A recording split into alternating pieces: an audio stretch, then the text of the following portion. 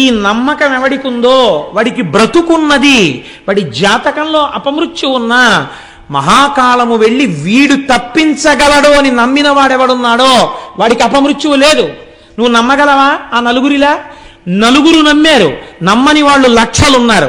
నమ్మని లక్షలు పోయాయి, నమ్మిన నలుగురు మిగిలేరు. వాళ్ళ కోసం జ్యోతిర్లింగం వచ్చింది, స్వయంభూలింగం వచ్చింది, ప్రమాణం నీ కట్టెదుట కనపడుతోంది.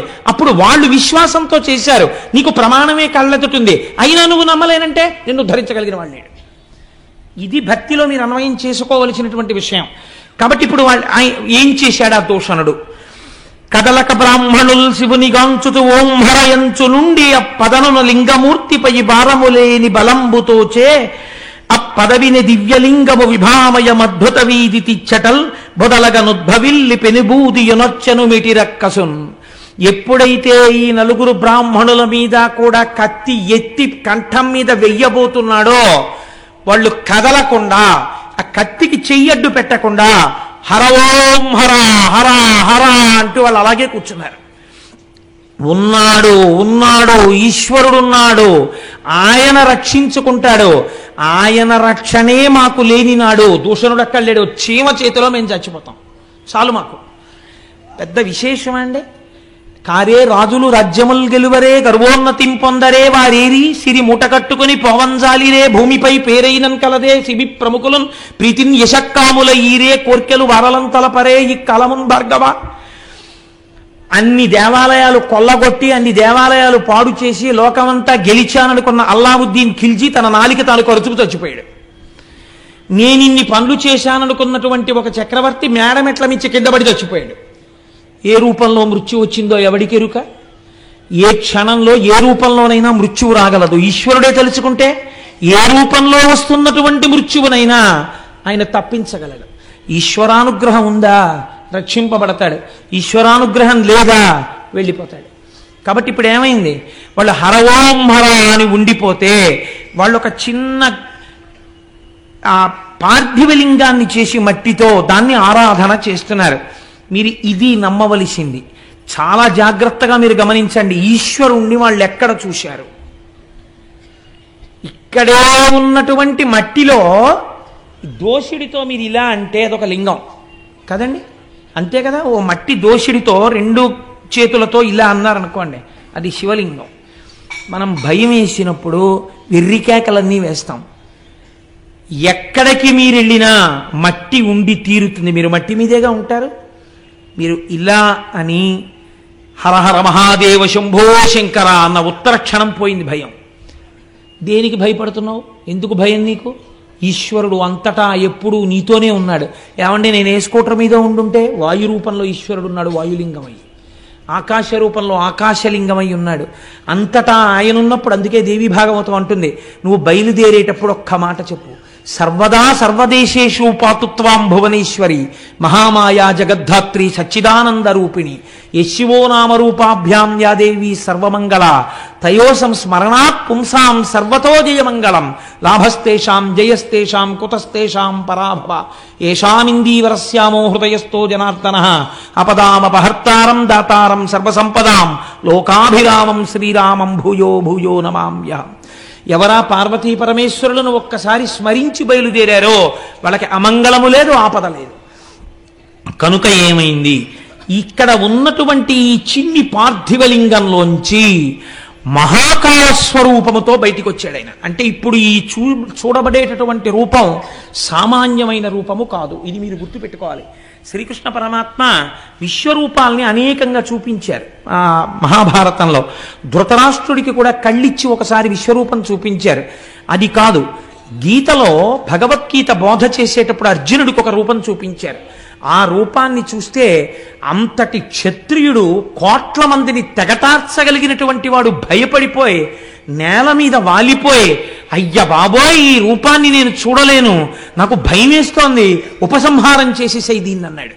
ఈ రూపంతో భీష్మంచ ద్రోణంచ జయద్రథంచ వీళ్ళందరినీ నేను ఎప్పుడో తినేశాను, నువ్వు నిమిత్త మాత్రం భవ సవ్యసాచి, నువ్వెవడివి చంపడానికి, చంపుతున్న వాడిని నేను, చూడు ఎలా చంపేస్తున్నాను అని చూపించాడు.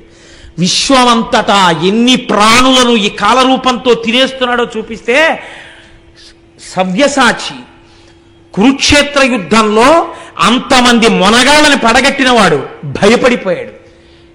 మీరెంత నేనెంత కాలస్వరూపం లింగరూపములో బయటికి వస్తే అది ఇదే మార్కండేయ పురాణంలో యముణ్ణి కూడా తన్నింది, పడగొట్టింది. మృత్యువుకు మృత్యువై నిలబడింది, కాలమునకు కాలమై నిలబడింది, మహాకాలమై నిలబడింది. శివలింగంలోంచి ఆవిర్భవించాడు. ఎందుకంత కోపం? ఎప్పుడైనా వచ్చిందా అంత కోపం స్వామికి? తన భక్తులను చెనకడమా, ఇది ఆయన కోపం. ఈశ్వరుడికి ఇంత కోపము రావడానికి కారణమేమి? ఆయన భక్తుల జోలికి వెళ్ళడమే. అంతే. మహాకాల రూపంలో వచ్చి ఏమీ చెయ్యలేదుట, హుం అన్నాడంతే. బూడిద రాసులై పడిపోయాయి దూషణుడి సైన్యాలు. అంటే ఎంత వేడితో వచ్చిందో చూడండి. మరి అదే వేడి ఈ నలుగురిని చెనకదా? వేడికి ధర్మం కాల్చడం కదా, ఈ నలుగురు కూడా కాలిపోవాలి కదా. మరి కాలరు. ఎందుకని? అది పరమాత్మ స్వరూపం. అగ్నిహోత్రము ఒకడిని కాల్చి ఒకడిని వదలదు, కానీ ఈశ్వరానుగ్రహము. అందుకే నిన్నటి రోజున చెప్పాను, చేతిలో పట్టుకున్న ధనస్సు ఒకడికి భయకారకము, వేరొకడికి రక్షణ హేతువు. అలా ఆయన యొక్క హుంకారము దూషణుడి సైన్యాన్ని కాల్చింది, ఈ నలుగురిని కాపాడుకుంది. ఇది చూశారు. అబ్బబ్బబ్బా, ఏమి స్వరూపం ఈ స్వరూపం! చచ్చిపోయే వాళ్ళని చంపకుండా మిగల్చగలిగినటువంటి రూపం ఈ రూపం. ఈ కోణం దర్శించారు వాళ్ళు. చంపేసే రూపంగా చూడలేదు, చచ్చిపోయే వాళ్ళని వదలగలది ఈ రూపం. ఇంతమందిలో నలుగురు వదిలింది తన భక్తుల్ని. కాబట్టి ఇది మహాకాళ స్వరూపం.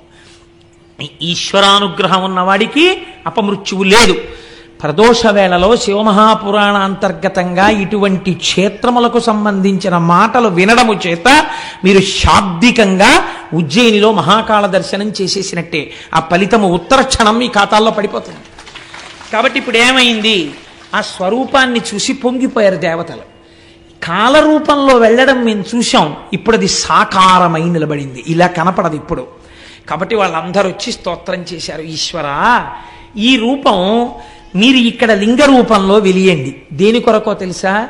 పాపం ఎదరెదర వీళ్ళు నలుగురే కాదు, మిమ్మల్ని నమ్మిన వారెందరో ఉంటారు. నేను మొట్టమొదట మీతో ఒక మాట విజ్ఞాపన చేయడానికి కారణం అదే. ఆచారము తెలిసి భక్తితో వెళ్ళేవాళ్ళు, ఆచారము తెలియక భక్తితో వెళ్ళేవాళ్ళు. కానీ ఇద్దరూ సజ్జనులే, కానీ తెలుసున్నది అనుష్ఠానములో మాత్రం పెట్టాలి. ఇటువంటి సజ్జనులు, నీ మీద పూనిక ఉన్నవాళ్ళు, ఉన్నారని నమ్మిన వాళ్ళు ఎవరొస్తున్నారో వాళ్ళు కాలమునందు పడిపోకుండా చూడవలసినటువంటి బాధ్యత, అటువంటి అనుగ్రహ ప్రసరణము కొరకు నీవు ఇక్కడ స్వయంభూలింగంగా ఉండాలని అడిగారు.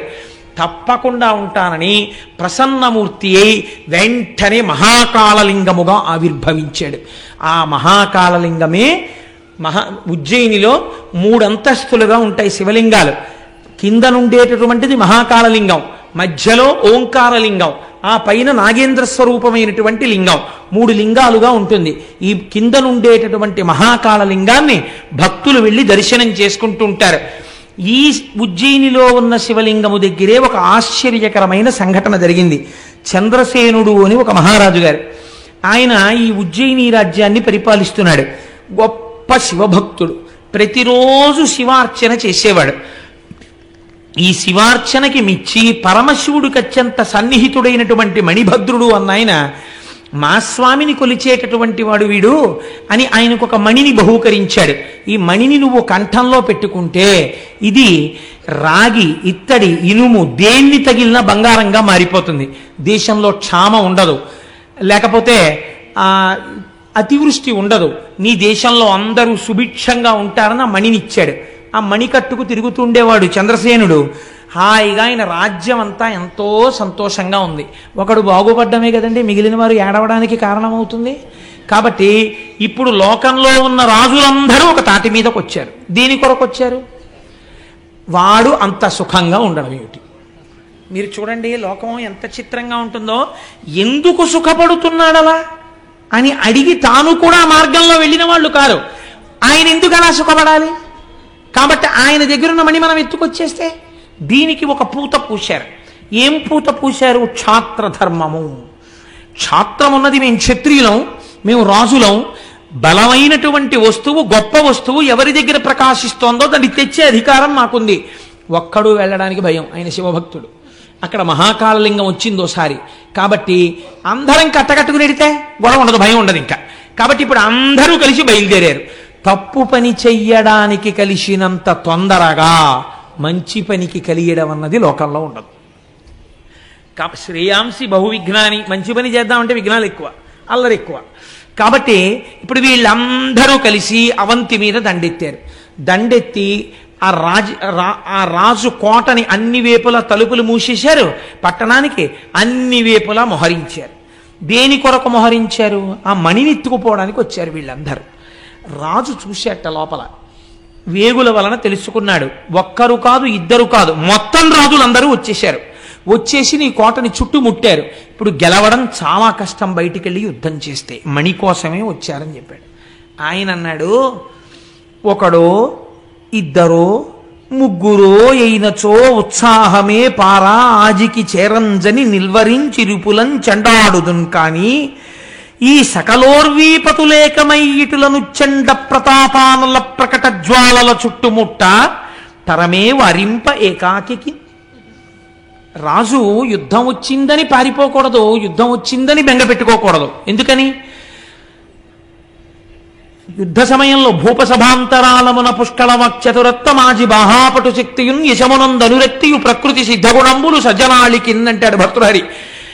కాబట్టి భూపసభాంతరాలమున పుష్కళమక్షతురత్వము, నాకు చాలా వచ్చు కానండి, నలుగురిని చూసేటప్పటికే భయపడిపోతానండి అంటే ఆ విద్యుత్తుకు పనికి వస్తుంది. పెద్ద సభలో కూడా నిర్భయంగా మాట్లాడగలిగినటువంటి అదృష్టం సజ్జన లక్షణం అన్నాడు ఆయన. భూపసభాంతరాళమున పుష్కళమక్షతురత్వము ఆజి బహాపటు శక్తియం. క్షత్రియుడైనటువంటి వాడు యుద్ధం ఎప్పుడు వస్తుందా, వెళ్ళి ఎప్పుడు చీల్చి చెండాడదామా అని చూడాలి. యతీనాం భూషణం జ్ఞానం సంతోషోహి ద్విజన్మనాం ఉద్యమం శత్రుహననం భూషణం భూతిమిచ్చతాం అన్నాడు వ్యాసుడు దేవి భాగవతంలో. ఇవి 4 లక్షణములు వీళ్ళకు ఉండి తీరాలన్నాడు. యతీనాం భూషణం జ్ఞానం. యతి అనగా ఏమి?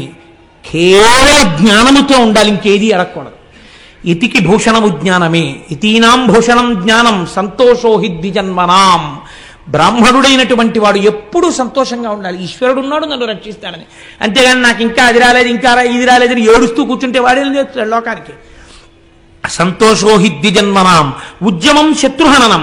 శత్రువులు వచ్చినప్పుడు మీద పడి శాతన ఖగ్ర ఖండితల సన్మజ కుంజర కుంభముక్త ముక్తాతత శైల అంటారు తిక్కనగారి విరాటపర్వంలో.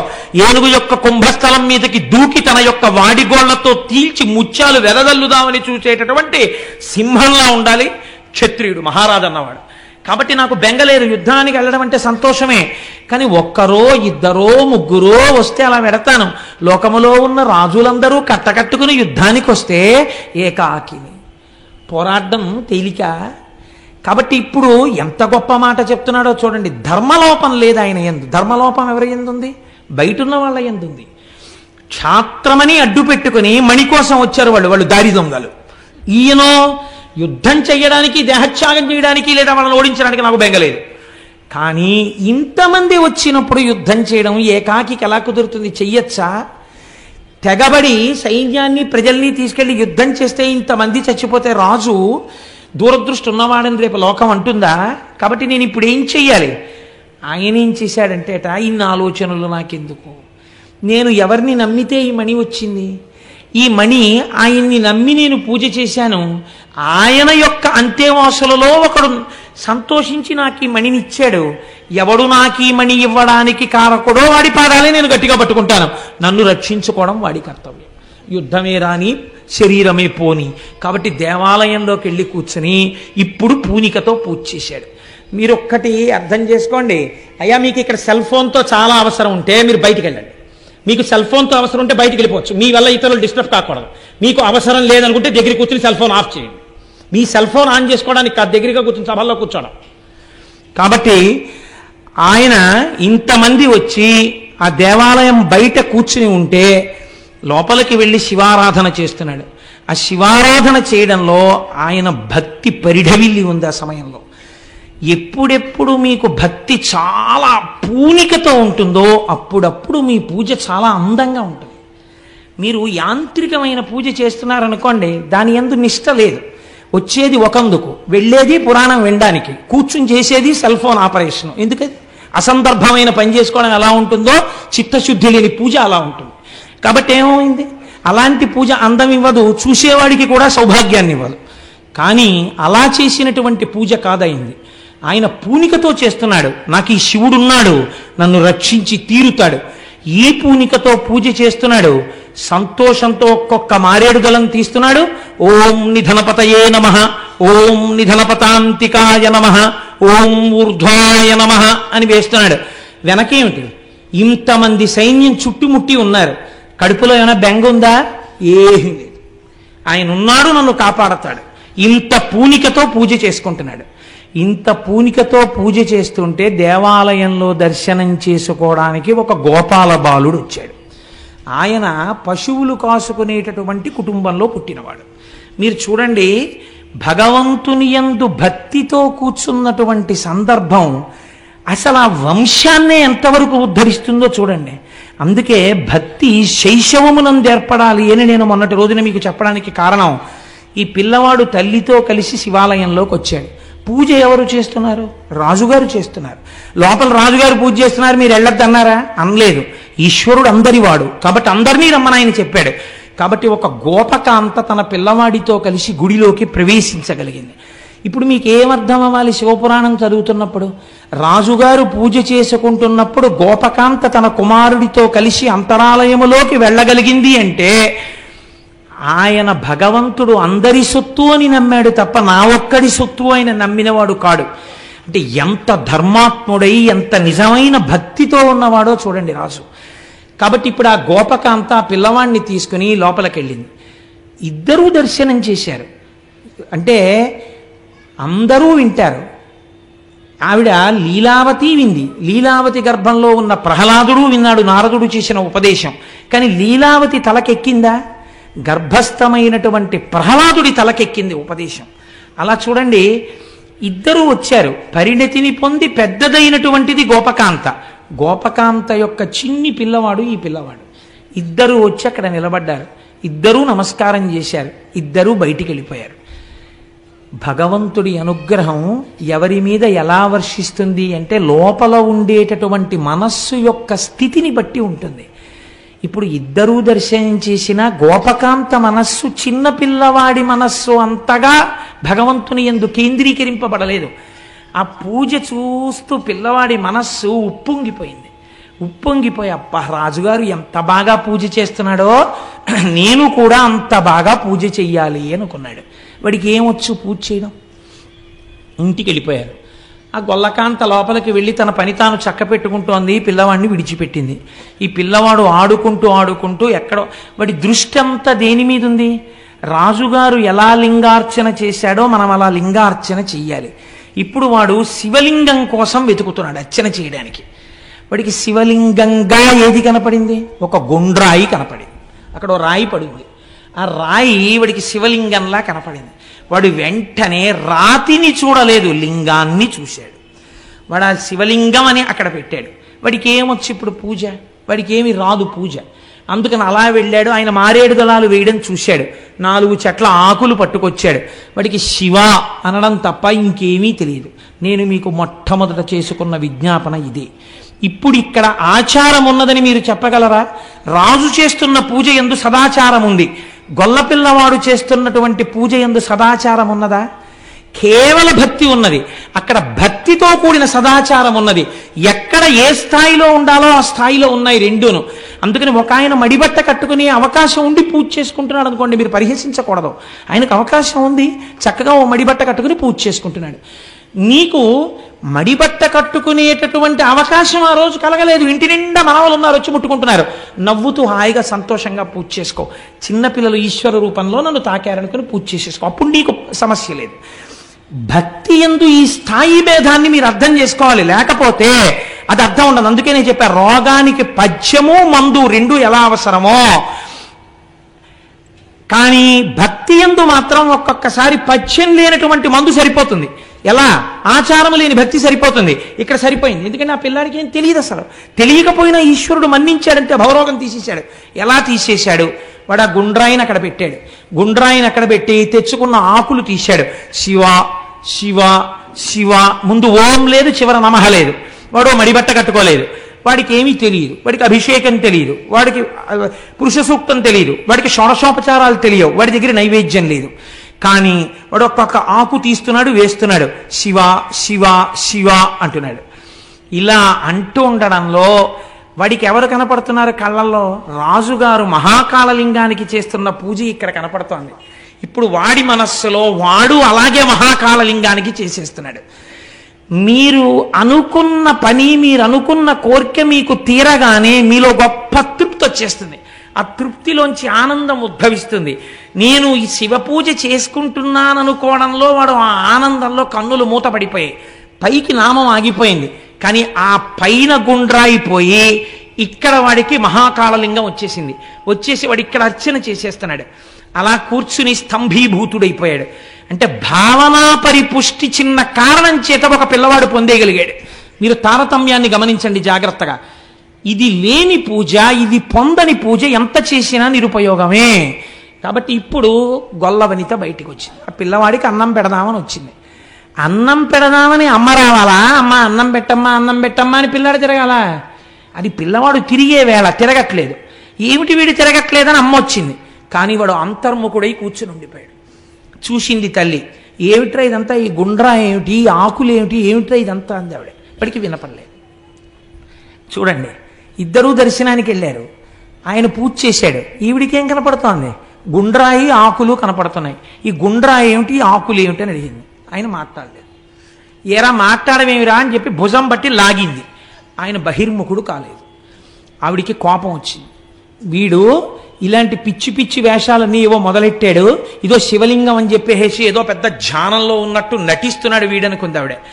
ఆ గుండ్రాయిని తీసి విషయ అవతల పారేసి ఆ ఆకులన్నీ కాలుతో తోసేసి ఇంట్లోకి వస్తావా రావా నా చెయ్యట్టుకుని ఒక్క లాగి రా అన్నం పెడతాను అని లోపలికి వెళ్ళిపోయాడు. అంతే కదండి. అంతకన్నా ఆవిడికి ఏం తెలుసు? ఆయన ఏ స్థితిలో ఉన్నాడో ఆవిడికి తెలియదు కాబట్టి చేయి పట్టి గట్టిగా లాగేసి వెళ్ళిపోయింది. పిల్లవాడు కళ్ళు తెరిచాడు. వాడు వెంటనే ఆర్తితో ఏడ్చాడు. దేనికి ఏడ్చాడు? అమ్మ లాగిందని ఏడవలేదు, తన్ను తిట్టిందని ఏడవలేదు, తన ఎదురుగుండా ఉన్న శివలింగం వాడికి కనపడలేదు. వాడికి గుండ్రాయి కనపట్టలేదు, శివలింగం కనపడుతోంది. నా చేత అర్చించబడిన నా స్వామి లేడిక్కడ, నా స్వామి వెళ్ళిపోయాడు అని బెంగ పెట్టుకున్నాడు. ఇప్పుడు వాడు తన స్వామిని పిలుస్తున్నాడు రమ్మని. ఎంత చిత్రంగా పిలిచాడంటే, అంతనయార్తి అయి హరహరాయని బాలుడు మూర్ఛనొందే. స్వామి ఎక్కడికి వెళ్ళిపోయావయ్యా, కనపట్టలేదని హరహరా అని అరుస్తూ వాడు స్వామి కనపడలేదన్న బెంగ చేత వెంటనే మూర్ఛపడిపోయాడు కింద. తన కోసం ఇంత పరితపించిపోయిన పిల్లవాణ్ణి చూశాడు. ఇది నేనన్నది మొట్టమొదట చెప్పిన ఉపమానానికి కారణం. అది మీరు బాగా ముందరి చెప్తే ఈ కోణాన్ని అందుకోగలుగుతారని. వెంటనే ఇంటియు అల్కతోడదని ఎచ్చటనో నిదురించే. ఈ పిల్లాడు రావట్లేదని ఆ గోపకాంత లోపలికి వెళ్ళిపోయి పాకలో ఎక్కడో పడుకుంది. అంత కాలాంతక సత్కృపన్ బుడుతుడల్లన కన్నులు విచ్చి చూడగా ఎంతయు వింత కన్పడి హేమమయం బగు దెవళం వచన్. బంగారు కాంతులతో గోపురంతో ఒక పెద్ద దేవాలయం, వేరొక పెద్ద శివలింగం అక్కడ ఏర్పడ్డాయి. పిల్లవాడు బంగారు పువ్వులు తాపడం చెయ్యబడిన పీట మీద పట్టుపంచతో కూర్చుని వాడు పూజ చేస్తున్నాడు. వాడికి సమస్తమైన శివజ్ఞానము భాషించిపోయింది. ఇప్పుడు అమ్మకి ఏదో వినపడింది. ఏమిటి గంటలేమిటి, ఎవరో చేస్తున్న అభిషేకాలు ఏమిటి, పూజలు ఏమిటి, ఈ నామాలు ఏమిటి, ఘోష ఏమిటిని బయటికి వచ్చింది. పెద్ద దేవాలయం తెల్లబోయింది. లోపలికి వెళ్ళి చూసింది. పిల్లవాడు బంగారు పువ్వుల పీట మీద కూర్చుని పూజ చేస్తున్నాడు. నా వంశమే తరించిపోయిందిరా తండ్రి, ఈ పూజ చేశామని నాకు తెలియదురా అని వెళ్ళి బిడ్డన్ని కౌగిలించుకుంది. ఆనందపడిపోయింది. ఈ సమయంలో స్వామి హనుమ అక్కడ ఆవిర్భవించారు. ఎత్ర ఎత్ర రఘునాథ కీర్తనం తత్ర తత్ర కృతమస్తకాంజలిం భాష్పవారి పరిపూర్ణలోచనం మారుతిం నమత రాక్షసాంతకం. అక్కడ స్వామి హనుమ ప్రత్యక్షమై ఒక మాట చెప్పారు. ఎవడు నొసట భస్మరేఖలను పెట్టుకుంటాడో, లలాటమునందు బొట్టు పెట్టుకుంటాడో, మెడలో రుద్రాక్షమాల దాల్చి ఉంటాడో, నాలుక చివర శివనామము పలుకుతున్నాడో వాడికి మోక్షము కరతలామలకము. ఈ పిల్లవాడికి ఏమీ తెలియకపోవచ్చు, ఆచారం తెలియకపోవచ్చు, వాడు నమ్మాడు పరమేశ్వరుణ్ణి. నమ్మి పూజ చేశాడు ఒక గుండ్రాయికి, అది శివలింగమైంది. చూశారా, దీనివల్ల వీడు పొందపోతున్నటువంటి భాగ్యమేమో మీకు తెలుసా అని అడిగాడు ఆయన. వీడి వంశం గొప్ప గొప్ప వాళ్ళందరూ ఈ గొల్ల వంశంలో పుడతారు. వీడు గొప్ప ఐశ్వర్యాన్ని అనుభవిస్తాడు. వీడి పేరు చిరస్థాయిగా ఉండిపోతుంది. కాదు, 8 తరాలు వెళ్ళిన తరువాత సాక్షాత్తు మళ్ళీ పరబ్రహ్మమే గోపాల బాలుడై ఈ భూమి మీద నడయాడతాడు. శ్రీకృష్ణ పరమాత్మకి తండ్రి అనిపించుకుని ఇలా చేతిలో కర్ర పట్టుకుని వస్తుంటే పరమాత్మ అంతటి వాడు గబగబా నాన్నగారు వస్తున్నారని ఒదిగి ఒదిగి నించుని నాన్నగారు ఇలా విప్పేసి చెప్పులు లోపలికి వెళ్ళిపోతే చెప్పులు చేత్తో పట్టుకుని పక్కన పెట్టి నాన్నగారండి మంచినీళ్ళు ఇవ్వనా అని ఓ పిడతతో నీళ్లు తెచ్చి నాన్నగారి కాళ్ళు కడిగి చేతికి నీళ్ళిచ్చి తాగుతుంటే నందుడి కాళ్ళు పడుతూ కూర్చుంటాడు పరబ్రహ్మం. వీడు నా కొడుకు అని తొడ మీద కూర్చోబెట్టుకుంటాడు పరమాత్మని. తెలియాలా? తెలియక్కర్లేదు. ఈ గోపాల బాలుడు చేసిన పూజకి 8 తరాలు ఇంత అనుభవించగా 8వ తరంలో కృష్ణ పరమాత్మకి తండ్రిగా నందుడు పుడతాడు. అటువంటి వంశం ఈ వంశం కాబోతోంది. నమ్మిన వారికి నమ్మినంతరా శివ పూజ. చూడండి ఎటువంటి స్థితిని పొందాడో ఈ పిల్లవాడు అని స్వామి హనుమ ఆ రోజున శివభక్తి విశేషాన్ని ఆవిష్కరించి వెళ్ళారు. అటువంటి ఈ వార్త ఊరంతా పాకింది. గొల్ల పిల్లవాడు పూజ చేస్తే శివలింగం దేవాలయం వచ్చాయి. ఏం ఆశ్చర్యం అని. ఈ ఆశ్చర్యంతో ఈ వార్త బయట విడిది చేసినటువంటి శత్రు సైన్యాలకు వెళ్ళింది. వాళ్ళనుకున్నారు, ఇది నిజమా? మన్ని భయపెట్టడానికి ప్రచారం చేస్తున్నాడా? నిజంగా అలా ఏర్పడినదైతే మాలో కొంతమంది ప్రతిదినం లోపలికి వస్తాం, స్నేహంగా మాకు చూపించమన్నారు. ఆప్తబంధువుల్ని కౌగిలించుకున్నట్టు కౌగిలించుకుని వృషద్విచిత్రతల్పయోర్భుజంగముక్తికస్రజో గరిష్టరత్నలోష్టయో సుహృద్విపక్షపక్షయో తృణారవింద చక్షుషో ప్రజామహీ మహేంద్రయో సమప్రవర్తయన్మనః కదా సదాశివం భజే. శంకరుణ్ణి నమ్మిన వాడికి శంకరుడు ఎలా ఉంటాడో అలాగే ఉంటాడు శంకర భక్తుడు కూడా. ఆయనకేం భేదాలు ఉండవు, అందరూ సమానం. కనుక వాళ్ళని కౌగిలించుకుని లోపలికి తీసుకెళ్లి కూర్చోపెట్టి దేవాలయ దర్శనం చేయించాడు. ఒక గోపాల బాలుడు ఇంత భక్తి పరిపుష్టి కలిగినటువంటి వాడి రాజ్యంలో ఉంటే ఇంకా మిగిలిన వాళ్ళు ఎంతటి పరమభక్తులో. మనమే లోపలికొచ్చి రాజు మీద చెయ్యి వేస్తే వాళ్ళు శంకరుణ్ణి హరహరా అని ప్రార్థన చేస్తే మన బతుకులేమవుతాయో, మన వంశాలేమవుతాయో. ఎందుకు వచ్చిన గొడవ? ఈ చంద్రసేనుడికి నమస్కారం చేసి మనం వెళ్ళిపోదామని రాజులందరూ వెనక్కి తిరిగి వెళ్ళిపోయారు. చంద్రసేనుడు హాయిగా రాజ్యం చేశాడు. ఈ రకంగా ఆ ఉజ్జయిని యందు మహాద్భుతమైనటువంటి దేవాలయము, మహాకాళేశ్వరుని యొక్క దేవాలయము ఆవిర్భవించింది. మీకు విచిత్రం ఏమిటో తెలుసా అండి? ఉజ్జయిని యందు ఒక చిత్రం ఉంది. సంవత్సరానికి ఒక్కసారి వర్షాకాలానికి ముందర పర్జన్యానుష్ఠానము అని చెప్పి ఒక అనుష్ఠానం చేస్తారు. వర్షాలు బాగా పడాలి, పంటలు పండాలి అని ఆయన దేవాలయంలో కూర్చుని అనుష్ఠానం చేస్తారు. ఇది పూర్తి అవగానే ఆకాశంలో నల్లటి మబ్బులు పట్టి వర్షాలు పడతాయిట. ఇప్పటికీ కూడా ఉజ్జయినిలో అంత గొప్ప ఆలయం ఆ ఆలయం. ఈ ఉజ్జయినిలో ఉన్నటువంటి మహాకాళేశ్వరుడు వెలిసినటువంటి ప్రాంతము కిందనే శంఖు యంత్రము అనబడేటటువంటి చాలా ఆశ్చర్యకరమైనటువంటి యంత్రం ఉన్నది అని పెద్దలు నమ్ముతారు. శంఖం దేనికి గుర్తు అంటే విజయానికి గుర్తు. అందుకే కురుక్షేత్ర యుద్ధం ప్రారంభం అయ్యే ముందు సంజయుడిని అడుగుతాడు ధృతరాష్ట్రుడు, ఏం చేస్తున్నారు మామకా పాండవాశ్చైవ కిమకుర్వతు సంజయ అంటాడు. ఏం చేస్తున్నారయా మా వాళ్ళు కౌరవులు అంటే, పాండవులందరూ శంఖాలు ఊదుతున్నారు అన్నాడు. మా వాళ్ళు ఊదట్లేదని ఇంకా చెప్పక్కర్లేదు. అంటే ఎవరు శంఖం ఊదాడో వాడికి విజయం కలుగుతుంది. శివార్చన యందు శంఖం ఊదుతారు. మనం అరుణాచలం వెళ్ళినప్పుడు అరుణాచల గిరి ప్రదక్షిణంలో మీరు చూశారు కదా, ఆ శివ కుటుంబం కొండ మీద కనపడుతున్న దగ్గర అయ్యా ఒక్కసారి శంఖం ఊదండి అంటే ఒక పావలా కూడా అడగకుండా వాళ్ళు 2 శంఖాలు ఊతారు గట్టిగా. అంటే విజయానికి గుర్తు ఆ శంకర దర్శనం. కాబట్టి శంఖయంత్రం ఆయన కింద ఉన్నది. కాబట్టి మహాకాళేశ్వరుడి దగ్గరికి వెళ్ళి దర్శనం చేసుకున్నవాడు ఎటువంటి విజయాన్నైనా పొందుతాడు. చంద్రసేనుడు పొందలా? అటువంటి విజయాన్ని పొందుతాడు. ఎటువంటి కోర్కెలు తీరుతాయి, అపమృత్యు దోషం పోతుంది. ఎవరికైనా అటువంటి ప్రమాదం ఉన్నదని బెంగపెట్టుకున్న వాళ్ళు ఉజ్జయిని వెళ్ళి మృత్యుంజయ మహామంత్ర జపం చేయించుకుంటూ ఉంటారు, అభిషేకం చేయించుకుంటూ ఉంటారు. దేవి అవంతిక అని అమ్మవారికి పేరు. అమ్మవారి అనుగ్రహంతోనే ఆ పట్టణం ఏర్పాటైంది అని. ఇక్కడ ఉండేటటువంటి కాళికాదేవి ఒక కోటలో ఉంటుంది. అక్కడే ఆవిడ రాత్రి వేళ పట్టణమంతా సంచరించి తెల్లవారేసరికి దేవాలయంలోకి వెళ్ళిపోతుంటే కాళిదాస మహాకవి వెళ్ళి తలుపులు వేసుకుని లోపల కూర్చుంటే తెల్లవారిపోతోంది. అంటే నాకు బాగా జ్ఞానం ఇవ్వాలి నువ్వంటే అయితే తలుపు సందులోంచి నాలుక బయట పెట్టమంది. తలుపు సందులోంచి కాళిదాస మహాకవి ఇలా బయట పెట్టగానే బీజాక్షరాలు రాసేసింది అమ్మవారు. తలుపులు తీసి అమ్మవారిని చూసి శ్యామలాదండకం చేశాడు అప్పుడే మహానుభావుడు. కనుక కాళిదాస మహాకవికి జ్ఞానమబ్బినటువంటి క్షేత్రము ఉజ్జయిని క్షేత్రం. ఇప్పటికీ ఎప్పటి నుంచో ఎన్ని వేల సంవత్సరాల నుంచో ఉజ్జయినిలో ఉన్నటువంటి అంతరాలయమునందు 2 జ్యోతులు వెలుగుతుంటాయి. వాటిని రెండింటిని అఖండ దీపములు అని పిలుస్తారు. ఆ అఖండ దీపములను కూడా మీరు జ్యోతిగా భావన చేయవచ్చు, జ్యోతిర్లింగముగా భావన చేయవచ్చు. కనుక ఈశ్వరుణ్ణి దానిలో మీరు చూడవచ్చు. చిత్రం ఏమిటో తెలుసా అండి? ఒక్క ఉజ్జయిని దేవాలయంలో ఒక చిత్రమైనటువంటి మందిరం ఉన్నది. దాన్ని భస్మ మందిరము అని పిలుస్తారు. అక్కడ ఆవుల యొక్క పేడతో మన పెద్దలు ఋషులు ఎంత గొప్ప నిర్ణయం చేశారండి. ప్రపంచంలో పిపీలికాది పర్యంతంలో ఏ జీవి విడిచిపెట్టినటువంటి మలమైనా దుర్వాసనతో ఉంటుంది. ఒక్క ఆవు మాత్రం గడ్డి తిని పేడ వేస్తుంది.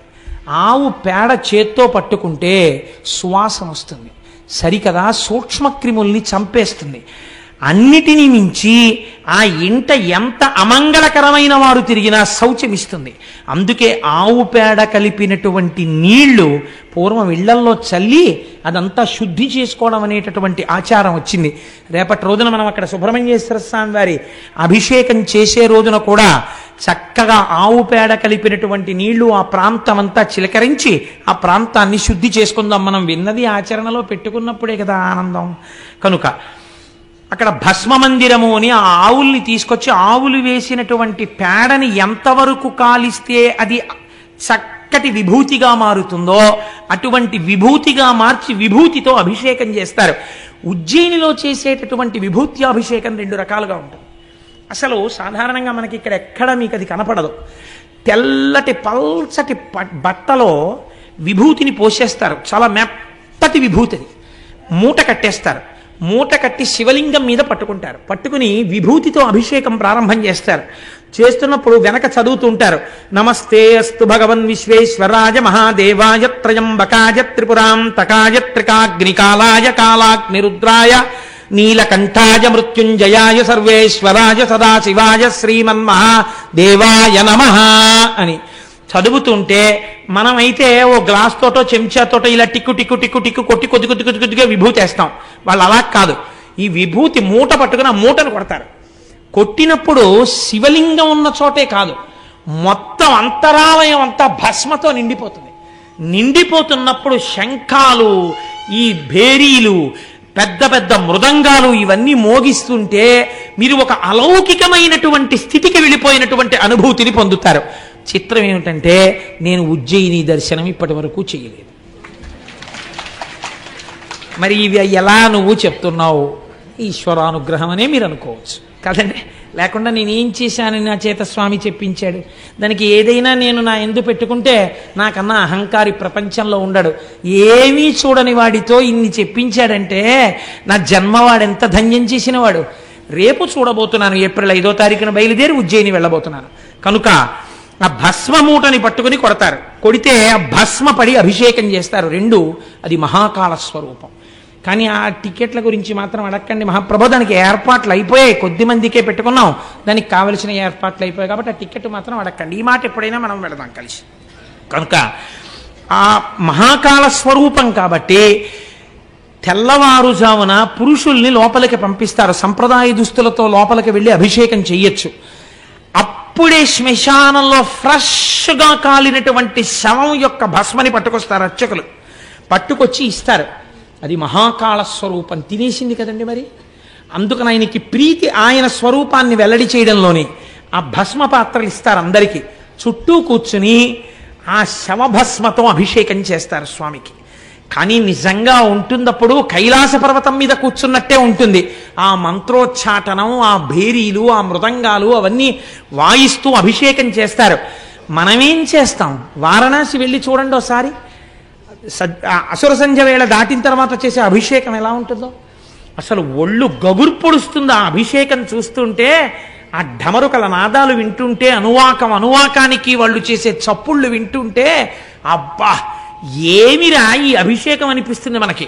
అది శివానుగ్రహం పొందడం అంటే. శాబ్దికంగా ఒళ్ళు పులకరించిపోయి వెంట్రుకలు నిలబడిపోతాయి. శవభస్మతో స్వామి శంకరుడికి అక్కడ అభిషేకం జరుగుతుంది.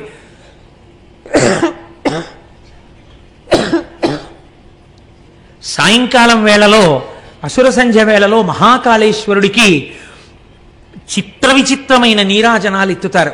నక్షత్రహారతులు, కర్పూరహారతులు, జ్యోతిహారతులు, ఎన్ని రకాల హారతులు మంత్రోచ్చాటనాలతో ఎత్తి చూపిస్తుంటారు. దానికోసం ప్రత్యేక మహంతులు వస్తారు. వచ్చి ఈ దీపారాధనతో కూడినటువంటి జ్వాలని నీరాజనంగా చూపించే ముందు ఒక్క మహాకాళ క్షేత్రంలో మాత్రం ఒక నియమం ఉంది. మహాకాళంలో ఉన్నటువంటి మహాకాళేశ్వరుడికి నీరాజనం ఎత్తడానికి ముందు అక్కడికి సమీపంలోనే ఇంకొక శివలింగం ఉంది. ఆ శివలింగం పేరేమిటో తెలుసా అండి? కోటేశ్వర మహాకాళుడు. కోటేశ్వర మహాకాళుడికి ముందు పూజ చేస్తే తప్ప అసలు మహాకాళుడికి పూజ చేయడం నిషిద్ధం. కాబట్టి ముందు కోటేశ్వర మహాకాళుడికి నీరాజనాలు ఎత్తుతారు. ఆయనకి నీరాజనాలు ఎత్తి తర్వాత ఇక్కడికొచ్చి ఇక్కడ నీరాజనాలు ఇస్తారు. మీరు కోటేశ్వర మహాకాళ దర్శనం కూడా చేయవలసి ఉంటుంది. ఉజ్జయినిలో ఏడాదికొక్కసారి స్వామివారు సవారీ పెడతారు. మనం ఊరేగింపు అంటాం. ఊరేగింపు కాదు, ఊరిరిగింపు. ఊరిరిగింపు అంటే వీడు ఎలాగో గుళ్ళోకి రాడు స్వామి, నువ్వే గుళ్ళోంచి బయటికి రా అంటే స్వామివారే ఓ పల్లకీలో కూర్చుని బయటికి వస్తారు. బయటకు వస్తే అలా వీధుల్లోకి వస్తారు. వీడు టీవీ చూస్తూ ఉంటాడు. పాపం వాళ్ళ ఆవిడ మాత్రం అర్ధకురాలు ఓ బెల్లంగడ్డ ఇంత బియ్యం పట్టుకెళ్ళిస్తుంది. పట్టుకెళ్ళిస్తే స్వామి ఆ పల్లకీలోంచే ఇలా చూస్తారు. వాడు రాడు స్వామి, వాడు అలా సీరియల్స్ చూస్తుంటాడు. వాడి పేరు కోటేశ్వరరావు. వాడు అదిగో లోపల ఉన్నాడు. వాడి కిందటి ఏడాది ఏదో సంపాదించాడు, ఈ ఏడాది ఇంకా సంపాదించాడు. వాడికి అహంకారం, అలాగే కూర్చుంటాడు. నువ్వు వచ్చినా రాడు. పోన్లే నేనే వాడి ఇంటికి వచ్చాను, వాళ్ళ ఆవిడితో బియ్యం పంపాడుగా, తన నీరాజనం బుచ్చేసుకుని ఇంత బెల్లంగడ్డ ప్రసాదం అవి ఇచ్చి లోపలికి పంపిస్తాడు. రేపు పోనీ ఇదన్నా నోట్లో వేసుకోరా అని పంపిస్తాడు. ఈశ్వరుడు చాలా కారుణ్యమూర్తిగా బయటికి రావడానికి ఊరెరిగింపు, ఊరిని ఆయనకి ఎరిగింపు చేయడం. ఊరి వాళ్ళు లోపలికెళ్ళి ఆయనకి విజ్ఞాపన చేసుకోవడం కాదు, ఆయన కారుణ్యానికి పరాకాష్ట ఊరిరిగింపు. మహాకాలంలో సవారీ చేస్తాడు. సవారీ అంటే ఏమిటో తెలుసా అండి? చక్రవర్తి బయటికి వచ్చినట్టు బయటికి వస్తాడు.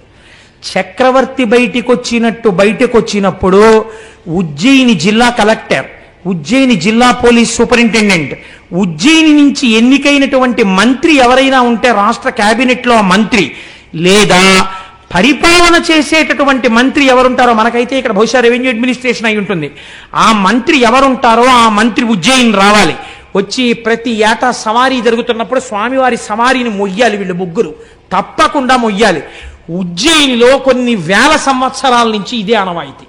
రాజులే పాలించనివ్వండి, ప్రజాస్వామ్యమే కానివ్వండి, వాళ్ళు వచ్చి ఆ పల్లకి పట్టుకుని స్వామిని సవారీ తీసుకెడతారు. శివరాత్రి నాడు ఆయన పెళ్లి కొడుకు అవుతాడు ఉజ్జయినిలో. అదో విచిత్రం. పుష్పకిరీటం పెట్టుకుంటాడు. పుష్పకిరీటం పెట్టుకుని పెళ్లి కొడుకు అవుతాడు. మహాశివరాత్రి వెళ్ళిపోయినటువంటి మర్నాడు ఈ అలంకారం అంతా తీసేసి భస్మాభిషేకం అందుకుంటాడు మళ్ళీ.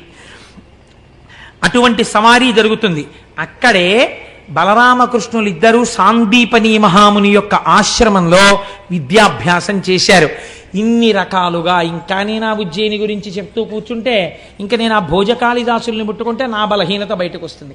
కాబట్టి అటువైపుకి మనం వెళ్ళొద్దు, చాలు. కాళిదాస మహాకవి అనుగ్రహింపబడినటువంటి క్షేత్రం, అంత గొప్ప క్షేత్రమై ఆ ఉజ్జయిని అన్ని రకములుగా ప్రకాశించుచున్నది. అటువంటి ఉజ్జయిన్ మన భారతదేశంలో వెలిసినటువంటి స్వయంభూమూర్తి. ఒక్కసారైనా వెళ్ళి చక్కగా అక్కడ ఉండి ఆ శివలింగాల్ని, ఆ క్షేత్రాన్ని, ఇవన్నీ మనం దర్శనం చేసి రావలసి ఉంటుంది. కాబట్టి మనం ఇవాళ ఆ ఉజ్జయినిని దర్శనము చేసి దాటగలిగాం. ఇప్పుడు మనం ఉజ్జయిని నుంచి ఒక్కసారి అలా హిమాలయ పర్వత సానువుల మీద వెలిసినటువంటి కేదారలింగ దర్శనం చేసుకుని వీలైతే ఇవాళ పూర్తి చేసేద్దాం. ఎందుకంటే కనీసం రోజుకి 2, 3 చెప్పకపోతే నాకు గోపాలకృష్ణ గారి వాక్కు సత్యం అయిపోతుందేమోనో భయం పట్టుకుంది. ఇది ఏడాది అయిపోదు కదా ఈ శివమహాపురాణం, కొంతైనా చెప్తాను అసలు నేనని. అందుకని ఈ కేదారేశ్వర లింగం గురించి ఒక మాట చెప్తారు. మహాద్రి పార్శ్వే చతటే రమంతం సంపూజ్యమానం సతతం మునీంద్రైః సురాసురైర్యక్ష మహోరగాద్యైః కేదారమీశం శివమీశమీడే. ఇది హిమాలయ పర్వతములలో వెలిసినటువంటి లింగము. నరనారాయణులిద్దరూ కూడా కారణము వలన సాక్షాత్తుగా ఈ భూమండలం మీద బదరీ క్షేత్రమునందు తపస్సు చేసినప్పుడు ద్యోతకమైనటువంటి శివలింగము. కేదారమునందున్నటువంటి శివలింగమును దర్శనము చేసినా, చేయడానికి వెడుతున్నప్పుడు మరణించినా మోక్షమే. ఇది చిత్రం. అయితే కేదారేశ్వర లింగాన్ని దర్శనం చేసేటప్పుడు మాత్రం ఒక నియమం ఉంది. ఆ నియమంతో దర్శనం చెయ్యాలి. ఆ నియమం లేకుండా మాత్రం దర్శనం చేయకూడదు. నాకు తెలిసి సాధారణంగా 195 మంది అసలు ఈ నియమాన్ని పాటించారు తెలియక. కానీ ఈశ్వరుడు క్షమిస్తాడని నేను అనుకుంటున్నాను ఏమిటి, నేను నమ్ముతున్నాను. చూడండి, ఎందుకు ఈ మాట నేను అంటున్నానంటే, ఒక్కొక్కసారి లోకంలో ఒక చిత్రమైనటువంటి పోకడ ఒకటి ఉంటుంది. మనకి కామక్రోధములు ఇవి పెద్ద విశేషం చెప్పేది ఉంటుందండి, ప్రతి వాళ్ళకి ఉండేవే. లోకము పట్ల మీరు క్రోధాన్ని పెంచుకున్నారనుకోండి, అది పతనహేతు అవుతుంది. నాకెవరి మీదో కోపం ఉందనుకోండి, ఆ కోపంతో ఉంటే తిరిగి జంతువులోకి వెళ్ళిపోతాడు ఆ మరణ సమయంలో, ఆయన కానీ జ్ఞాపకం వస్తే. కాబట్టి క్రోధము అరిష్టహేతువు. కానీ భగవంతుని యొక్క ఆరాధన యందు క్రోధము విజృంభించింది అనుకోండి ఏదో కారణం చేత, చిత్రం ఏమిటో తెలుసా అండి, అది ఉన్నతికి మార్గాన్ని చూపించేస్తుంది. అదొక చిత్రమైన విషయం. ఆఖరికి క్రోధమైనా సరే ఈశ్వరారాధనతో ముడిపడింది అనుకోండి, ముడిపడితే అది అభ్యున్నతిని తీసుకొస్తుంది. మీకు నేను ఒక ఉదాహరణ చూపిస్తాను ఎందుకు అలా జరుగుతుందో. మనకి జంబుకేశ్వరం అని ఒక క్షేత్రం ఉంది, మీకు అందరికీ తెలుసు. ఆ జంబుకేశ్వరంలో జలలింగం, నీటి రూపంలో పరమాత్మ ఉంటారు. కానీ అక్కడ తీర్థం ఇవ్వరు ఆ నీటిని, ఎప్పుడు నీరు ఉబుకుతూనే ఉంటుంది అక్కడ. అక్కడ జంబు మహర్షి తపస్సు చేశారు. ఒక నేరేడు చెట్టు, అలనేరేడు చెట్టు ఎన్ని లక్షల సంవత్సరాల నుంచి ఉందో ఎవ్వరికీ తెలియదు. ఆ నేరేడు చెట్టుకు ఒకసారి ప్రమాదం వచ్చింది. ఆ నేరేడు చెట్టు పైనుంచి ఎండిపోవడం మొదలెట్టింది. ఎన్ని పూజలు చేశారో, ఎన్ని ప్రార్థనలు చేశారో ఆగలేదు. ఎన్ని రకాలుగా పరిశీలించినా చెట్టు ఎండిపోయి కొమ్మలు విరిగిపోయి ఆఖరికి భూమట్టంలో ఇంత బెరడు మిగిలింది. అసలు ఈ క్షేత్రమునకంతటికీ కూడా కదులుతున్న రూపంలో స్వామి ఈ నేరేడు చెట్టుగానే ఉన్నాడంటారు. ఈ చెట్టు చచ్చిపోయింది, ఏం ప్రమాదమో అని బెంగపెట్టుకున్నారు. మనకి కొన్ని క్షేత్రాల్లో చెట్టు రూపంలో ఈశ్వరుడు ఉంటాడు. అందుకే నమ వృక్షాయచ అని పిలుస్తుంది రుద్రాధ్యాయం. మీరు కంచి వెళ్ళారనుకోండి, ఒక మామిడి చెట్టు రూపంలో ఉంటాడు. మీరు మధ్యార్జునం వెళ్ళారనుకోండి, మధ్యార్జునం మద్ది చెట్టు రూపంలో ఉంటాడు. జంబుకేశ్వరం వెళ్ళారనుకోండి, నేరేడు చెట్టు రూపంలో ఉంటాడు. పైగా నేరేడు చెట్టు యొక్క మొదట ఒక ఏనుగు, ఒక సాలెపురుగు, ఒక శివలింగాన్ని పూజ చేస్తున్నటువంటి గుర్తులున్నాయి. ఈ నేరేడు చెట్టు చచ్చిపోతే ఎలా అని బెంగపెట్టుకున్నారు. ఇంత బెరడు మిగిలిన తరువాత రుద్రాధ్యాయము ఎంత గొప్పదో నిరూపిస్తూ ఒక ఆశ్చర్యకరమైన సంఘటన జరిగింది. ఈ చెట్టు శివస్వరూపము కనుక ఇది చిగర్చడానికి మనం చేసిన ప్రయత్నాలన్నీ విఫలమైపోయాయి కనుక ఇప్పుడు మీరు దాని మీద పట్టుకెళ్ళి నెయ్యి, పాలు, పెరుగు, పళ్ళరసాలు అన్నీ కూడా పోసేశారనుకోండి, ఉన్న ముక్క కూడా కుళ్ళిపోతుంది కదండి. వాళ్ళేం నమ్మారంటే ఇంకా ఇంతకన్నా బ్రహ్మాస్త్రం మన దగ్గర లేదు. ఇప్పుడు పదార్థాలని వేస్తున్నది పదార్థాలుగా కాదు, రుద్రాధ్యాయాన్ని అనుసంధానం చేస్తూ మనం అభిషేకం చేస్తున్నాం. మనం అలా అభిషేకం చేద్దాం. బతికిందా, బతికి తీరాలి ఈ చెట్టు. బతక లేదా ఇంకింతకన్నా మన దగ్గర అస్త్రం లేదు. మన వల్ల ఏదో అపరాహం జరిగిపోయినట్టే. దానికి రుద్రాభిషేకం చేసేసారు అన్ని పదార్థాలతోటి. మీకు ఒక ఆశ్చర్యకరమైన సంఘటన తెలుసా? ఆ రాత్రి తలుపులు వేసి అర్చకులు వెళ్ళి మర్నాడు తలుపులు తీశారు. బెరడుకి ఆకుపచ్చతనం వచ్చి చిగర్చింది. ఇప్పుడు ఎంత పెద్ద నేరేడు చెట్టు ఉందో. ఇప్పుడు మీరు జంబుకేశ్వరం వెడితే పెద్ద నేరేడు చెట్టు కనపడుతుంది. మళ్ళీ ఆ చెట్టు మొదట్లో ఒక సాలెపురుగు, ఒక పాము ఉంటాయి. ఎందుకుంటాయో తెలుసా అండి? శ్రీకాళహస్తిలాగే అక్కడ కూడా అంత ఇతపూర్వం అక్కడ జంబు మహర్షి తపస్సు చేసినప్పుడు పెద్ద ఆలయం ఉండేది కాదు. ఒక సాలెపురుగు ప్రతిరోజు వచ్చి ఆ శివలింగం మీద ఒక గూడు అల్లేది. అల్లి నేను స్వామికి వస్త్రం కట్టాననుకుని మురిసిపోయేది. ఏనుగులు చాలా ఉండేవన్నీ నేరేడు వనాలు. ఆ నేరేడు తోటల్లో తిరుగుతుండేవి ఆ ఏనుగులు. ఒక ఏనుగు రోజు కావేరీ నదీ జలాలు తన తొండ నిండా పుచ్చుకొని, ఎక్కడి సంస్కారమో ఎవరికి తెలుసండి? జీవుడి సంస్కారాలు మనం చెప్పలేం. నేను ఇవాళ పొద్దున్న ఒక పిల్లవాడికి అక్షరాభ్యాసం చేశాను. ఆ పిల్లవాడు 7వ నెలలో పుట్టేసేట. 7వ నెలలో పుట్టేసినటువంటి పిల్లవాడు కాబట్టి బతుకుతాడు అనుకోలేదు. ఏదో గాజు పేటికలలో పెట్టి 6,000 రూపాయల ఇంజక్షన్లు ఇచ్చేవారు. ఆ పిల్లవాడు బతికాడు. వాడు చిత్రం ఏమిటో తెలుసా అండి? వాడు ఇంతప్పటి నుంచి బొట్టు లేకపోతే వాడు ఒప్పుకోడు. వాడికి ఇంకా మాటలు సరిగ్గా రావు. బొత్తు అంటాడు. వాడికి బొట్టు కానీ కొంచెం ఇలా చెరిగితే వాడు ప్రత్యేకం అద్దం దగ్గరికి వెళ్ళి నిలబడి చూసుకుంటూ ఉంటాడు. నేను హైదరాబాద్లో వాళ్ళ ఇంటికి వెళ్ళినప్పుడు చూశాను. వాడికి బొట్టు కొంచెం కరిగితే వాడు వాళ్ళ అమ్మ దగ్గరికి వచ్చి అమ్మ బొత్తెత్తు, అమ్మ బొత్తెత్తు, అమ్మ బొత్తెత్తు అంటాడు. వాళ్ళ అమ్మ ఉండరా కాసేపు అంటే గబగబా వెళ్ళి డ్రెస్సింగ్ టేబుల్ లాకేసి తిలకం సీసా తెచ్చేస్తాడు. తెచ్చి అమ్మ బొత్తెత్తు, అమ్మ బొత్తెత్తు అంటాడు. అని వాడు తిలకం బొట్టు ఎట్టుకుంటాడు. అంత చిన్న పిల్లవాడిని నేను బొట్టు లేకుండా ఎన్నడూ చూడలేదు. బహుశా నేను అనుకుంటున్నాను వాళ్ళ అమ్మమ్మ గారు ఏర్పాటు చేసిన సంస్కార బలం. ఆ పిల్లవాడు 7వ నెలలో పుట్టేస్తే రోజు భగవాన్ రమణుల నామం చెప్తూ కూర్చునేవారు ఆవిడ. ఆ పిల్లవాడికి మొట్టమొదట పాలు తాగించినప్పుడు కూడా వాడు తాగకపోతే వాడికి రమణ తాతయ్య వచ్చారు, అరుణాచలం నుంచి వచ్చారు, నీకు పాలు ఇవ్వడానికి వచ్చారు అంటే వాడు గుడగుడు తాగిచ్చాడు.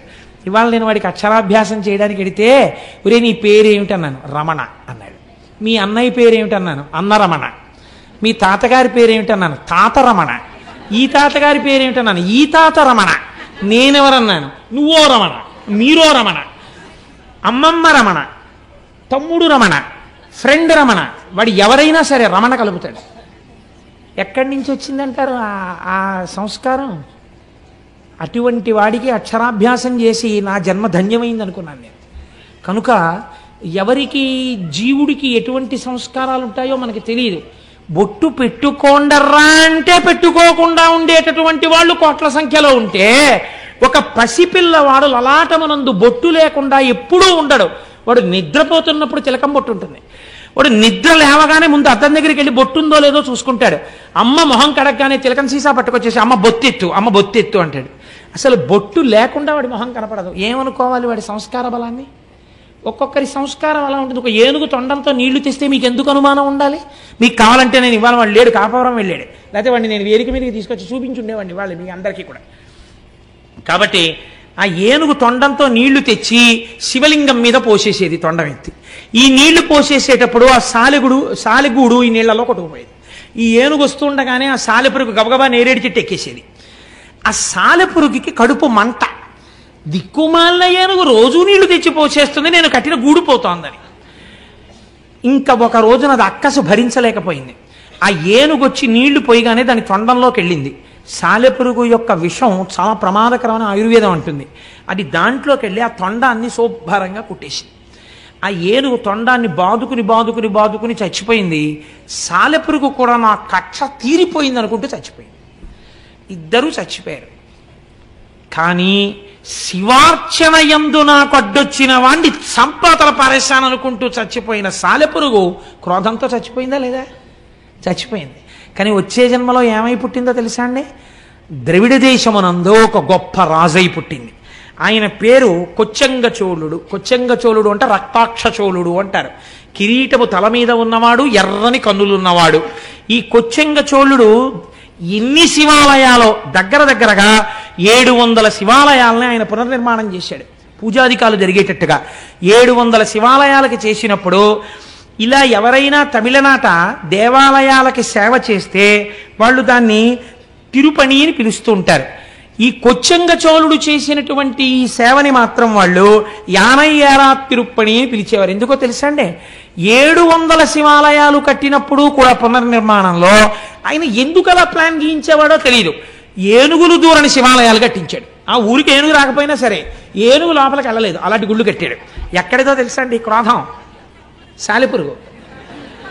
ఏనుగు వస్తుందేమో గుళ్ళోకని ఏనుగు రాని శివాలయాలు 700 కట్టాడు ఆయన. చూడండి, క్రోధం మిగిలిన వాళ్ళ మీద పెట్టుకుంటే పతనహేతు.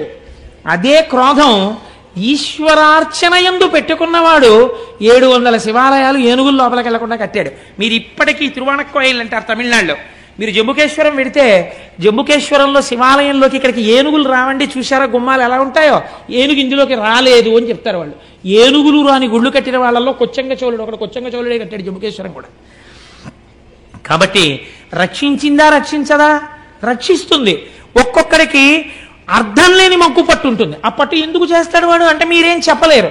ఇవన్నీ మీరు మామూలుగా పురాణ కథని అలా చందమామ తిరిగిరేసినట్టు తిరిగేసారనుకోండి, అబ్బెబ్బే they don't stand for the reason అండి, ఏమిటంటే ఈ కథలు అంటారు. కాదు, మీరు సమన్వయం చేసుకోవాలి చాలా జాగ్రత్తగా. ఋషులు అనవసరంగా చెప్పరు, దీని వెనక హేతువేది మీరు జాగ్రత్తగా సమన్వయం చేసి చదివితే మీకు అర్థం అవుతుంది. మీరు ఇవి నేను ఎందుకు చెప్తున్నానో తెలుసా అండి, మీరు కేదార దర్శనం చేసేటప్పుడు మీకు ఇవి స్ఫురణలోకి రావాలి. లేకపోతే అక్కడ ఒక గేది కింద పరిగెడుతుంటే పాండవులు పట్టుకున్నారండి, తోక ఊడిపోయి శివలింగం అయిందని నేను చెప్పాను అనుకోండి, ఒక పద్యం. ఏమిటండి ఇది, తోక ఊడిపోయి శివలింగం అవడం ఏంటండి అంటారు మీరు. నేను దానికోసం ఈ నేపథ్యాన్ని వేస్తున్నాను, బాగా నాటుకోవాలన్నది నా తాపత్రయం, నాకేం చేతకపోయినా నాకే లేకపోయినా. కానీ మీరు చూడండి, ఒక్కొక్కడికి శివారాధన యందు మూర్ఖత్వం ఉంటుంది, లేదా ఈశ్వరారాధన యందు మూర్ఖత్వం ఉంటుంది. మామూలు మూర్ఖత్వం చాలా ప్రమాదకరం. మూర్ఖజన చిత్తము తెల్పన సాక్ష్యమేరికి అంటాడు భర్తృహరి. మూర్ఖుడిని ఎవడు బాగు చేయలేడు రాన్నాడు ఆయన. కానీ శివార్చన యందు, ఈశ్వరార్చన యందు, ఇది విష్ణు స్వరూపం కానివ్వండి, శివస్వరూపం కానివ్వండి, మూర్ఖత్వంతో ఉన్నా సరే రక్షించేస్తుందండి. మీకు నేను ఒక ఉదాహరణ చెప్తాను. మనకున్న నాయనార్లలో దండి అడిగల నాయనారని ఒక నాయనారు ఉన్నారు. ఈయనకి 2 కళ్ళు లేవు. ఈ దండి అడిగల నాయనారి దగ్గరికి వెళ్ళి ఎవరో చెప్పారు, అయా శివాలయం పక్కనున్నటువంటి తటాకాన్ని ఆ రోజులలో శివార్చనని అంగీకరించినటువంటి మతస్థులు, పేర్లు చెప్తే మళ్ళీ లేనిపోని ఇబ్బందులు ఎందుకు వచ్చిందని, అన్యమతస్థులు తటాకాన్ని కప్పెట్టేస్తున్నారని చెప్పారు. నాకా 2 కళ్ళు లేవు, నేను వెళ్ళి ఏం తవ్వుతాను అని ఆయన అనుకునేవాడు కాదు. రాత్రి వాళ్ళు పనిచేయరు కదా, వాళ్ళు ఎంత కప్పెట్టేశారో నేను అంతా మళ్ళీ తవ్వేస్తానని ఈయన గుణపం పారా పట్టుకుని అందులో దిగిపోయేవాడు. వాళ్ళు కొన్ని 100 మంది కలిసి కప్పెట్టేవారు. ఈయన ఒక్కడు అంధుడు దిగేవాడు. దిగి పారతో వేసేసి అది ఎటు వేస్తున్నాడో కూడా తెలియదు ఆయనకి పాపం.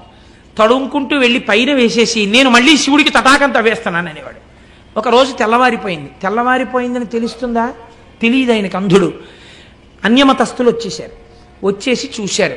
ఓరి గుడ్డివాడా, అంధుడా, మేము కప్పెట్టే తటాకాన్ని నువ్వు తవ్వగలిగిన మొనగాడివా, నువ్వు తవ్వుతావురా అంధుడివి అన్నాడు.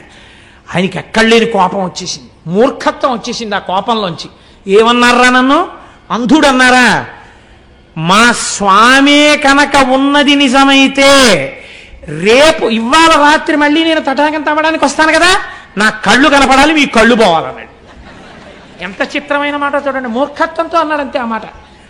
వాళ్ళు పెద్ద పరిహాసం చేశారు, నోరు మొయ్యి, రాత్రికి మళ్ళీ తటాకం తవ్వుతావా, మా కళ్ళు పోతాయి నీ కళ్ళు వస్తాయా, అది చూద్దామని మళ్ళీ కప్పెట్టి వెళ్ళిపోయారు. మళ్ళీ రాత్రి వచ్చాడు, కిందకి దిగి గుణపం పారా పట్టుకున్నాడు. ఈశ్వర, తెల్లవారేటప్పటికీ నా కళ్ళు రావాలి, వాళ్ళ కళ్ళు పోవాలి, మళ్ళీ చెప్తున్నా, నువ్వు ఉన్నావని నాకు నమ్మిక అన్నాడు. తవ్వాడు. ఇప్పుడు ఈశ్వరుడు సంకటంలో పడ్డాడు. మహాభక్తుడు అన్నమాట నిజం చేసి తీరాలి, నచ్చ చెప్తే విండవు. కాబట్టి తెల్లవారుతోంది, ఈయనకి కళ్ళు వచ్చాయి, వాళ్ళకి కళ్ళు పోయి, అందరికీ కళ్ళు పోయి. ఈ విషయం మహారాజుకు తెలిసింది. రాజు స్వయంగా బయలుదేరి వచ్చాడు. ఇన్నాళ్ళు వీళ్ళు చేసినదంతా అసత్య ప్రచారం కనుక వీళ్ళ నాలుకలు కూడా కోసేయండి అన్నాడు. ఇప్పుడు వాళ్ళు తడుముకుంటూ వీళ్ళని ఈ రాజ్యంలో ఉండకుండా రాజ్యం బహిష్కారం చెయ్యండి, నిష్కారణంగా వీళ్ళ మాటలు నమ్మి నేను ఎన్నో దేవాలయాలు మూశాను, కోనేరును కప్పెట్టాను, కాబట్టి వీళ్ళని బయటికి తోసేయండి, నా చేత పాపం చేయించారన్నాడు. వాళ్ళు తడుముకుంటూ రాజ్యంలోంచి బయటికి వెళ్ళిపోయారు. అలా మహానుభావుడు దండి అడిగల నాయనార్ మూర్ఖత్వంతో శంకరుణ్ణి కిందకి దింపేసి ఈశ్వరాస్తిత్వాన్ని నిలబెట్టాడు. ఇప్పుడు చెప్పండి నాకు, భగవంతుని యొక్క అర్చనయందు వచ్చిన క్రోధము, భగవత్ సంబంధము చేత కలిగినటువంటి ఈశ్వరుడున్నాడన్న పూనిక చేత వచ్చిన మూర్ఖత్వము, ఈ రెండు ఒక్కొక్కసారి రక్షణ హేతువులైపోయినా అయిపోతాయి కూడా ఆ పూనికలు. మనం చెప్పలేం. ఈశ్వర సంబంధములో అవగుణములు గుణములుగా భాసిల్లుతాయి. ఇది ఎవరికైనా, ఎంతటి వారికైనా. ఈ నేపథ్యంలో మీరు కేదారేశ్వరుడి యొక్క శివలింగం గురించి వినే ప్రయత్నం చేయండి, మీరు తొందరగా సమన్వయం చేసుకోగలుగుతారు. ఇందులో ఆ హిమాలయ పర్వతాల దగ్గర మహానుభావుడు ఆ కేదారేశ్వరంలో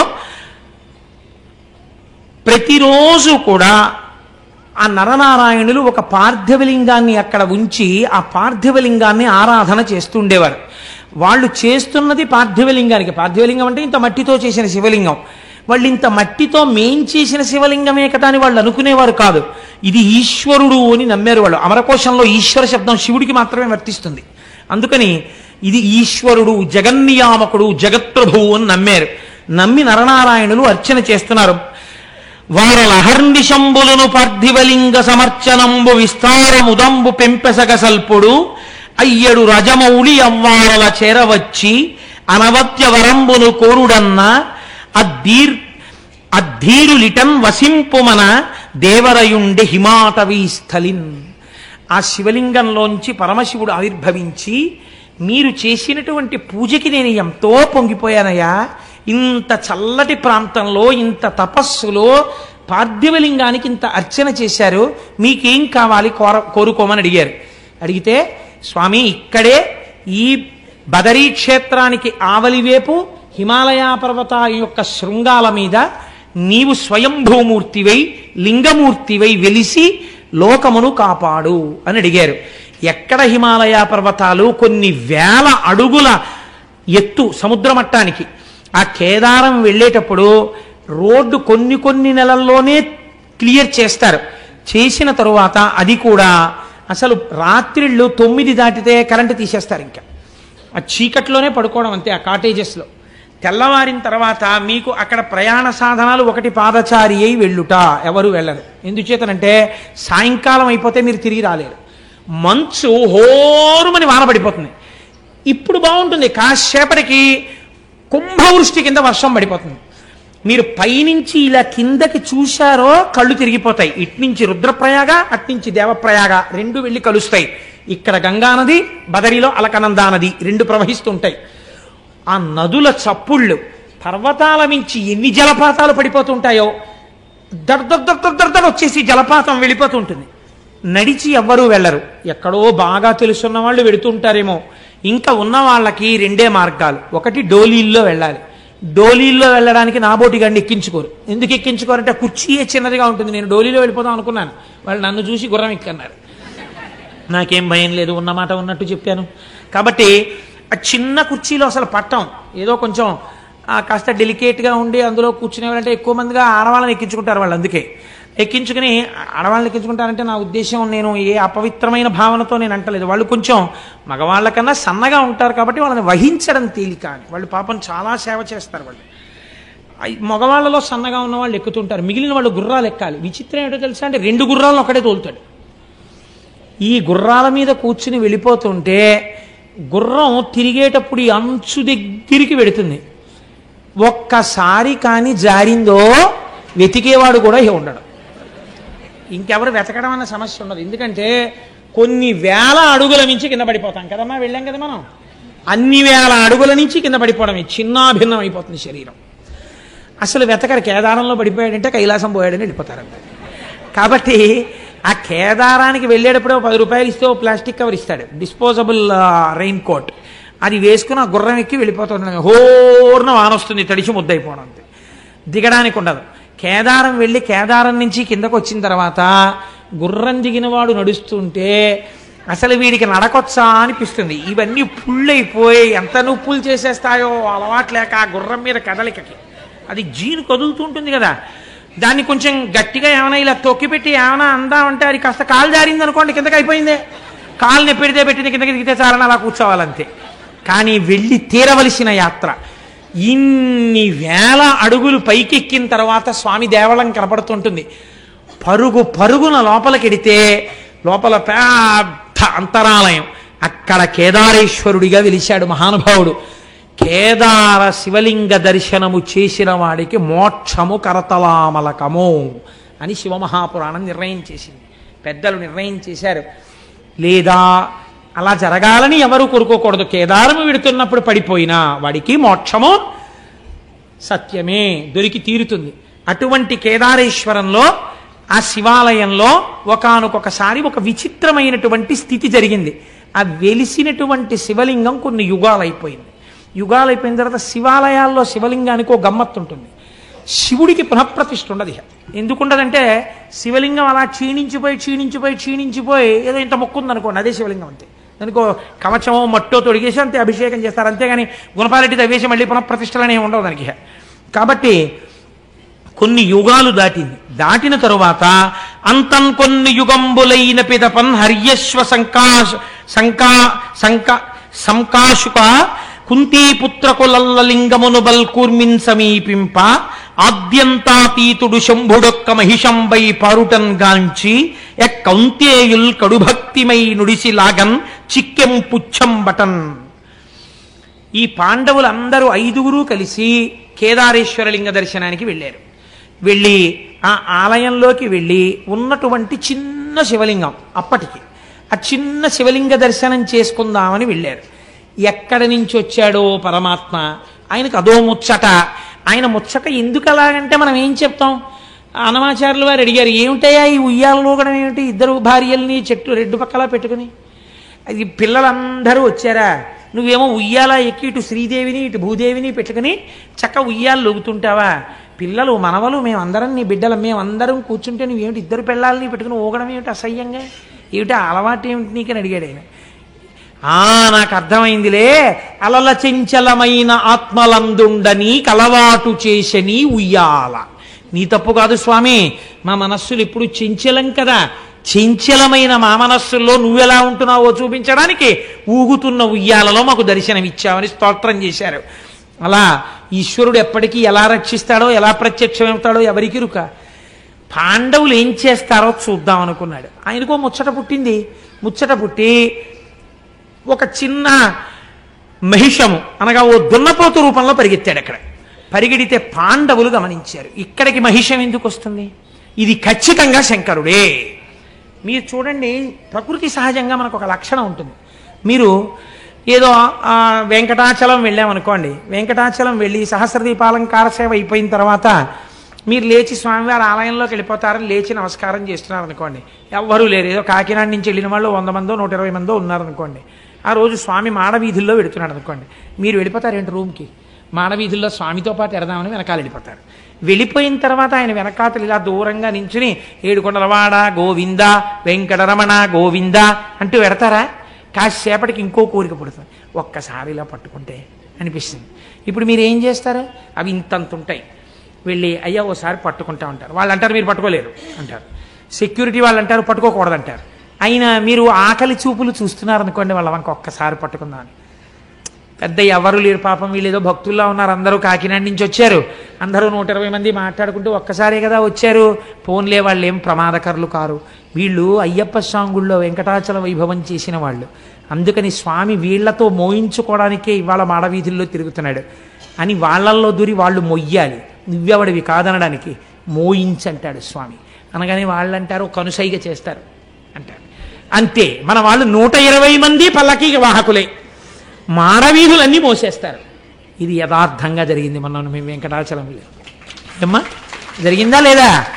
120 మంది స్వామిని మోసేసి, మా ప్రసాద్ బాబు గారు అయితే ఎన్ని మాటలు, కోటేశ్వరరావు గారు వెంకటాచలం వైభవం చేసినందుకు మాడవీధుల్లో స్వామిని మోసేశామండి, ఎవ్వరు లేరండి మేమేనండి, వెంకటరమణ గోవింద ఏడుకొండలవాడ గోవింద అంటూ తిరిగేశామండి అని ఎంత పొంగిపోయారో. కాబట్టి ఇప్పుడు ఏమైంది? మన ఆర్తి తీర్చడానికి పరమేశ్వరుడు వస్తే మీరు పట్టుకోకుండా ఊరుకుంటారేంటి? పట్టుకుని తీరుతారు. మహిష రూపంలో వెడుతున్నా అంతటా ఈశ్వర దర్శనం చేశారు పాండవులు. ఆ లింగం మాత్రమే శివుడు అనుకోలేదు, అక్కడ వెడుతున్న మహిషమునందు కూడా శివుడే కనపడ్డారు వాళ్ళకి. ఇక్కడ పాదాలు పట్టుకోవడం కాదురా, మేం మహారాజులం, చక్రవర్తులం, కురుక్షేత్ర యుద్ధం చేసిన వాళ్ళం, తెగటార్చగలిగిన వాళ్ళం, కొన్ని కోట్ల మంది మీద అహంకరించడం కాదు. నా స్వామి దున్నపోతు రూపంలో వెళ్ళిపోతున్న ఇది శివుడే. అంతటా శివుణ్ణి చూడడం, కేదారంలో శివుణ్ణి చూశాకొచ్చింది వాళ్ళకి. కాబట్టి ఇప్పుడు దీని కాళ్ళు అట్టుకోవాలని ఆ మహిషం దగ్గరికి వెళ్ళారు. కాళ్ళు అందలేదేమంది, ఇది తోక అందింది. వాళ్ళు చాలు మా స్వామి తోక అందిందని గబగబ గబగబ ఈశ్వర స్వరూపంగా తోక పట్టుకున్నారు. వాళ్ళ భక్తికి మెచ్చుకున్నవాడై ఈశ్వరుడు తన పృచ్ఛభాగాన్ని అక్కడ విడిచిపెట్టి దాన్ని శివలింగంగా మార్చేశాడు. అదే ఇప్పుడు మనందరం దర్శనం చేస్తున్నటువంటి కేదారలింగం. కాబట్టి కేదారం వెళ్ళొచ్చాను అన్నవాడికి ఏం కనపడాలి? కనీసం అంతటా శివుణ్ణి చూడడం అభ్యాసంలోకి రావాలి. అంత పరమపావనమైనటువంటి క్షేత్రం కేదార క్షేత్రం. అక్కడే మనం ఎక్కుతున్నప్పుడే దూరంగా కైలాస దర్శనం అవుతూ ఉంటుంది. అదిగో కైలాసం కనపడుతోంది చూడండి అంటారు. ఆ మంచుకొండ చాలా విచిత్రంగా కైలాసంలాగే భాషిస్తూ ఉంటుంది. నిజంగా వర్షం ఆగి సూర్యకిరణాలు పడుతుంటే ఎంత అందంగా ఉంటుందో. నిజంగా కైలాసానికి సమీపానికి వెళ్ళి వచ్చినట్టే. కొందరేం నమ్ముతారంటే శంకర భగవత్పాదాచార్య స్వామి వారు అక్కడే తన సత్యదండాన్ని విడిచిపెట్టేశారు అని నమ్ముతారు. అక్కడ ఒక పెద్ద శంకరుల సత్యదండం యొక్క ఫోటో ఉంటుంది, అక్కడే ఒక చిన్న ఆలయం కూడా ఉంటుంది. కాబట్టి కేదారము అంత గొప్ప క్షేత్రము. ఇవాల్టి రోజున మనం ఈశ్వరానుగ్రహం చేత ఉజ్జయిని వెళ్ళాం, మహాకాల దర్శనం చేసుకున్నాం. కేదారం వెళ్ళాం, కేదారేశ్వరుడి దర్శనం చేసుకున్నాం. రేపటి రోజున అసలు లోకమునకు బలవంతులకు బలవంతుడెవడో, ఎవడి అనుగ్రహం చేత ఈ లోకములు నిలబడుతున్నాయో, ఎవడు భీముడో. మీరు రోజు శివాష్టోత్తరంలో భీమశబ్దంతో ఎవరిని పిలుస్తున్నారో అటువంటి శివలింగముల యొక్క దర్శనం కొన్ని రేపు మనం ప్రారంభం చేద్దాం.